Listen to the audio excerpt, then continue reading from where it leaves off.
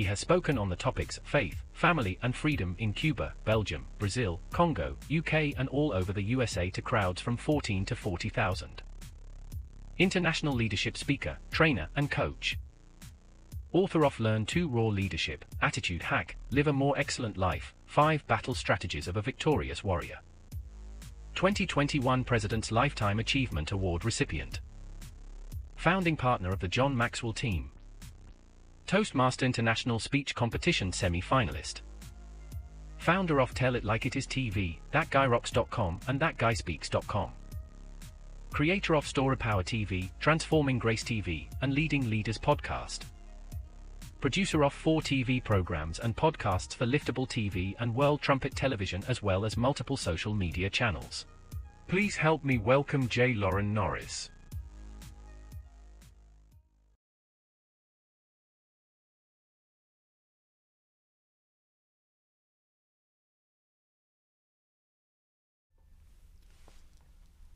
We have had cats in our home, in our life, in our family, probably as far back as I can remember. My mother, when I was a kid, would adopt every stray cat that came through the neighborhood.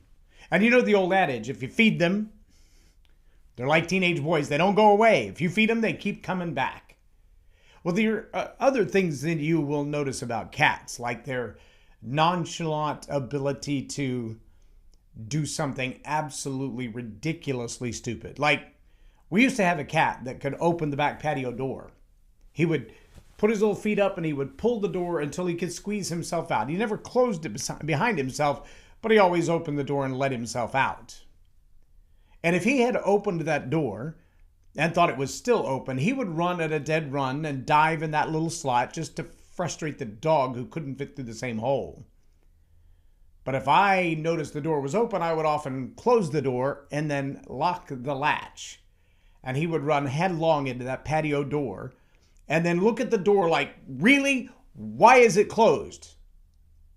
As if to blame the door for not stopping before he got there. I have encountered a whole lot of leaders in my life that have that same kind of attitude. They run into the glass door and then they look at the glass door like, how dare you? That's what I want to talk about in this episode of Leading Leaders. Subscribe now for our extensive video library of leadership lessons promoting faith, family, and freedom.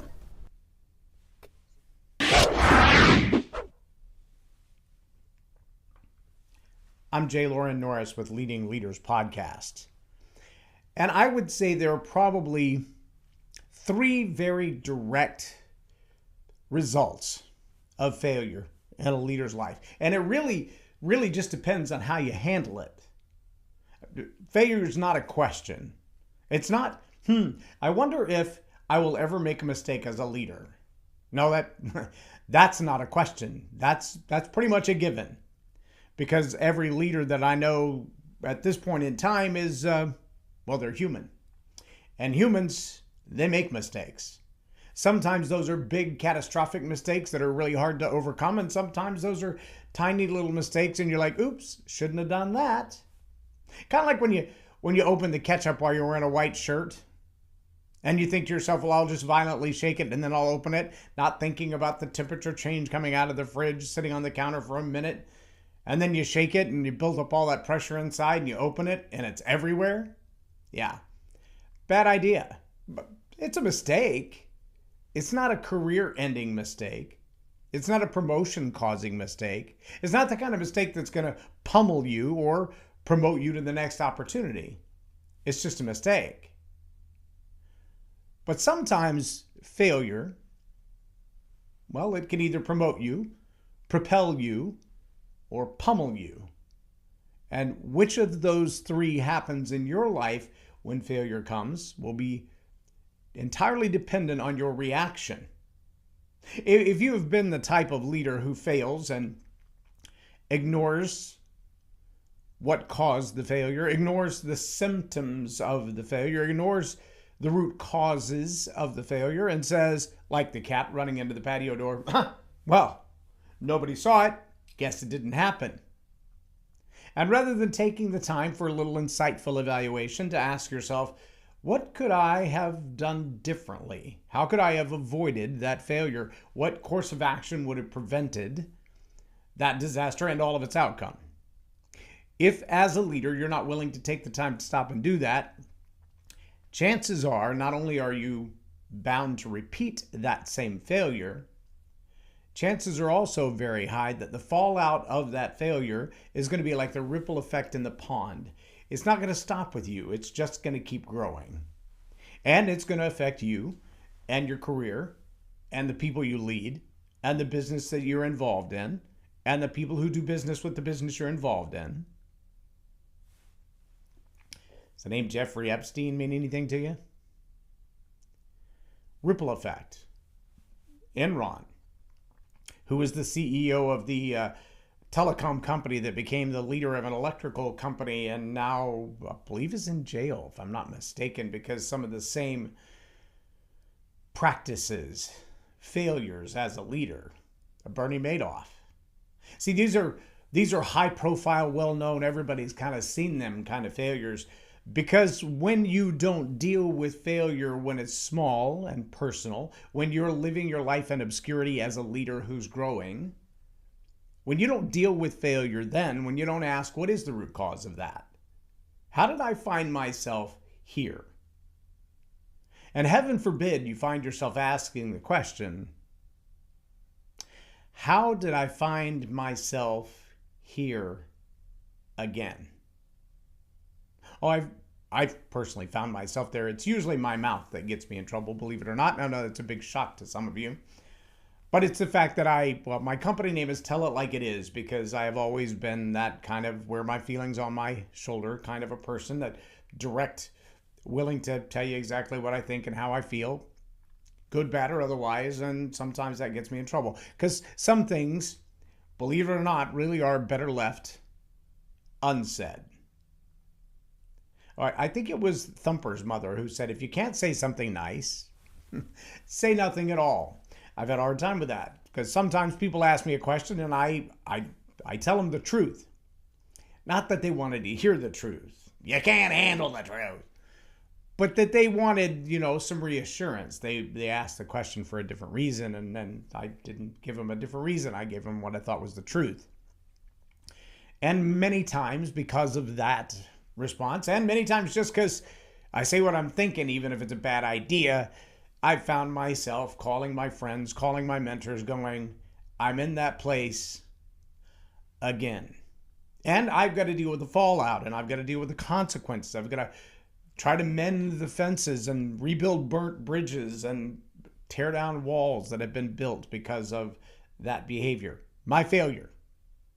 It's taken me a few decades to get that under my belt, to build relationships, to hold my tongue, to not share my opinion when I feel like it's burning a hole in my face, to just listen. Those are hard lessons to learn, but let me tell you something. They're a whole lot easier to learn and a whole lot less costly when you learn them in obscurity. When you learn while nobody's looking. See, we have this really strange phenomenon going on in the human psyche right now. This social media world has caused a lot of it, or at least made it a whole lot more noticeable. There's a big brouhaha going on right now about ladies going to the gym, quote, just doing their workout, and being upset that people are watching them. The irony is the reason that we know that they're doing a workout and people are watching them is because they're filming themselves doing their workout so that people will watch them doing their workout.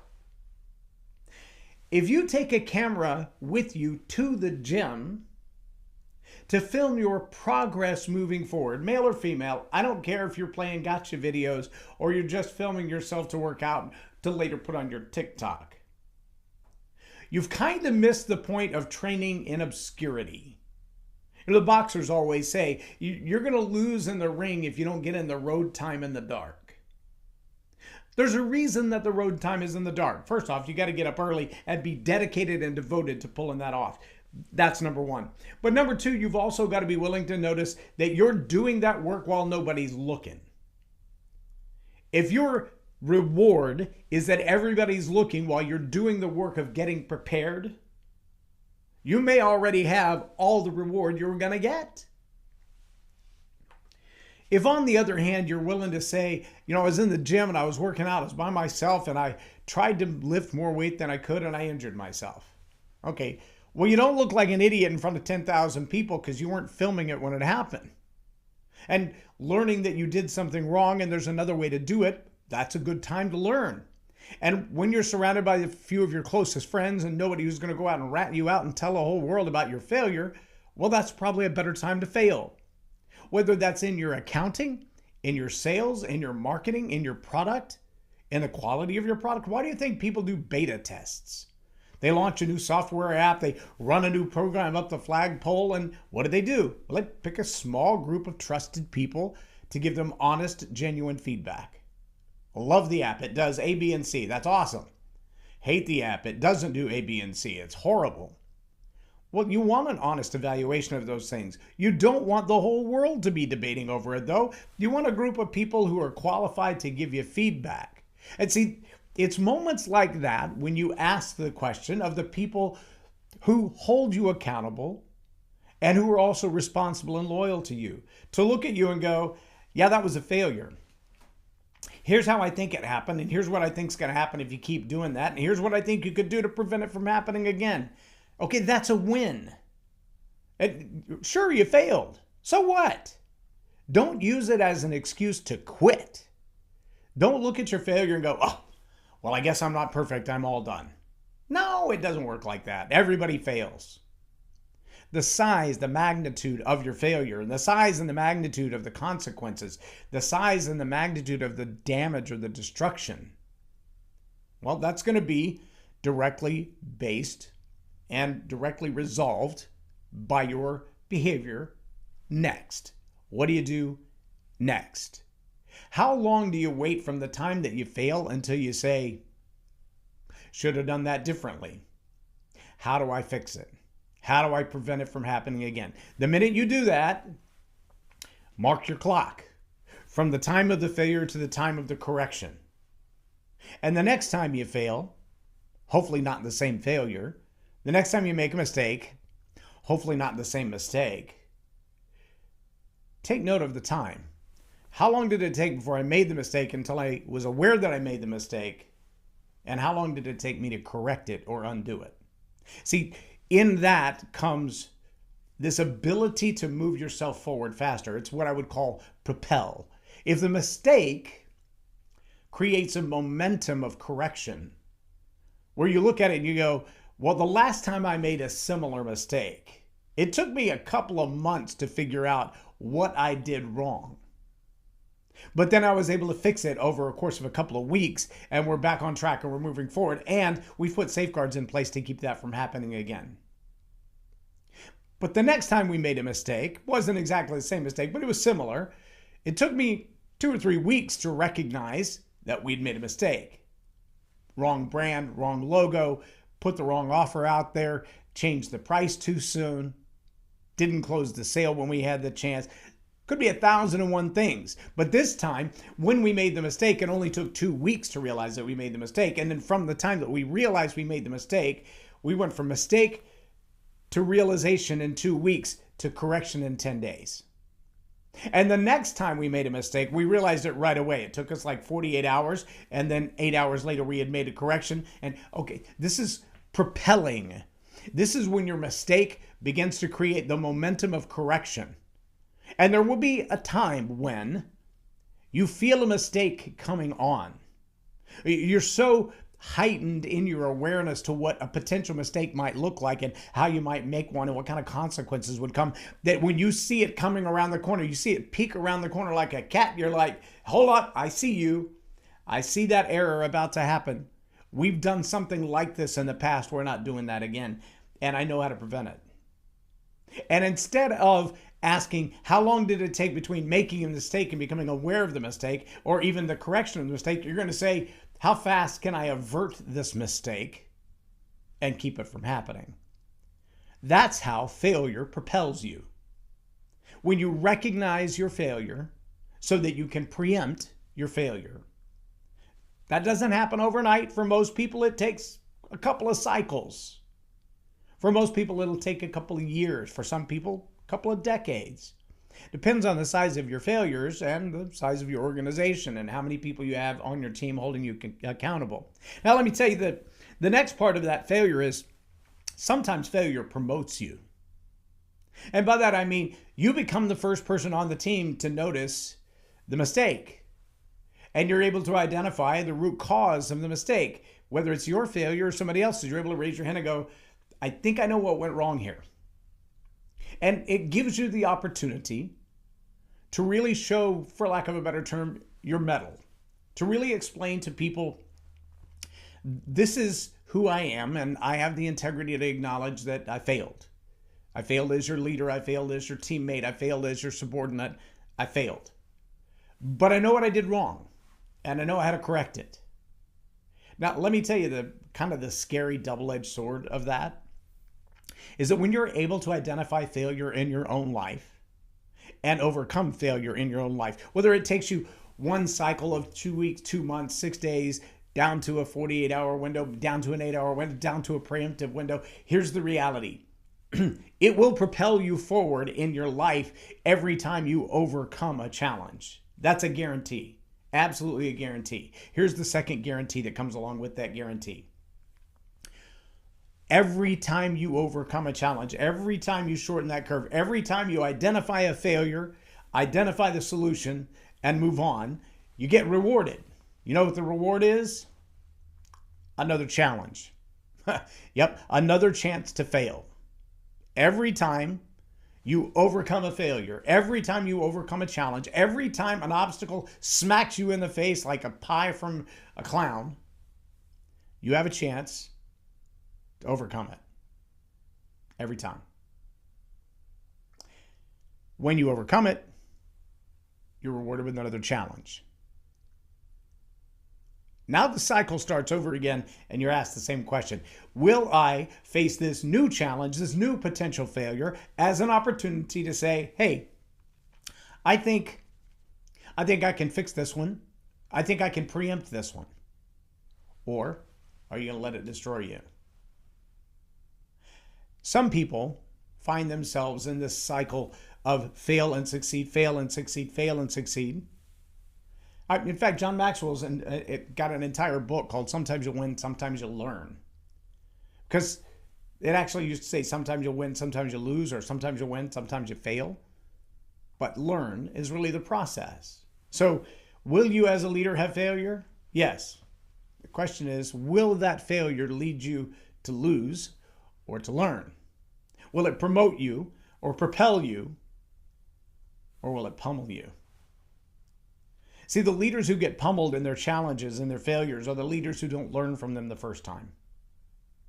When they don't begin that cycle of saying, it took me this long to fail, and then acknowledge the failure, and then find a solution for the failure so that I could prevent it again. And then I failed again, but they shortened the time curve and then found the solutions faster. And then eventually I got ahead of the failure. I was able to preempt the failure. Leaders who don't do that get hit by failure like a 2-year-old on the beach when the ocean waves are slapping them in the face.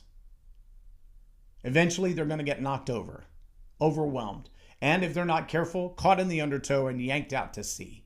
Leaders who don't learn from their failure, they're going to get pummeled by the waves just like that. They're going to get washed under. They're going to get overwhelmed. They're going to drug out to sea. If you're a leader who has never experienced failure in your life, hold on a minute. It's coming. I promise you, it's coming. If you're a leader who would look back at all of your life and go, I've never failed, you might have a bigger problem, and that is the inability to recognize your own mistakes. And that is a recipe for disaster. If you honestly believe you have never failed, you've never made a mistake, you've never let anybody down, you've never made a wrong choice, you've never made a bad decision, and you can claim the name nomenclature and play the game of saying, well, I just learned from it. Great, that's awesome. But if at some point you can't chalk it up and go, yeah, that was really a bad choice, I did learn from it, But if you can't look back on that cycle that I described and say, here was the point of failure, here's the discovery that it was a failure, here's the moment of recovery or correction. If you can't see that cycle taking place in your life, ask a friend, ask a mentor. Are you more like the house cat who's allowing those things to happen and then looking around going, who closed the door? Because you can't blame it on the door forever. Eventually, your blind sides, your nearsightedness, it's on you. Eventually, those failures they're going to come home to roost. And the ripple effect of those consequences, they're going to grow. And the people and the price that you're going to pay for those mistakes, it's going to get larger. So you have 3 choices on how you're going to deal with the failure that's imminent in your life. If it hasn't happened yet, stand by. It's coming. But if it has, will you ignore it like the house cat, ignore the cause, ignore the symptoms, ignore the impact, and pretend like nothing happened? Walk it off. Will you allow it to propel you by asking the question, how long between the moment of failure and the moment of discovery, the awareness of, oops, I messed up? And how long from there till I fixed it? I preempted it. I can stop this. If that propelling is happening, then you can be guaranteed you're going to get a promotion out of that. You're going to get promoted to the reward of, yes, another challenge, another test, another chance to fail or learn. And the more you have advanced your ability from awareness, from failure to awareness to correction, failure, awareness, correction, failure, awareness, correction, failure, awareness, correction, failure, awareness, correct, awareness, no failure. Yeah, that's a promotion. Guess what's coming next? Another challenge. But if you're up for the game, you're going to preempt that one. Now take it to the next level. Because remember, being a leader isn't all about you. You need to spend plenty of time focused on you, insightful looking at you. Not sight, but vision. You got to see before, you got to see in front of, and you got to see inside. That's a vision. But that vision isn't just about you. It's about serving others. So how are you going to help them? Well, you're going to help them identify the moment of failure, become aware of the moment of failure, and preempt the problem by solving the actual causes and not the symptoms. That's what makes you a great leader. So stay at it. Don't let failure be an excuse to quit, and don't let failure by anybody on your team be an excuse for them to quit or for you to quit on them. Failure is imminent so long as we're human. Deal with it. Not by sweeping it under the rug and ignoring it, but by becoming aware of it. Discover it quickly. Solve it quicker every time. And you will find that you have been propelled and promoted by your failure and not pummeled by it. I'm J Loren Norris with Leading Leaders Podcast for Tell It Like It Is TV. Have a blessed day.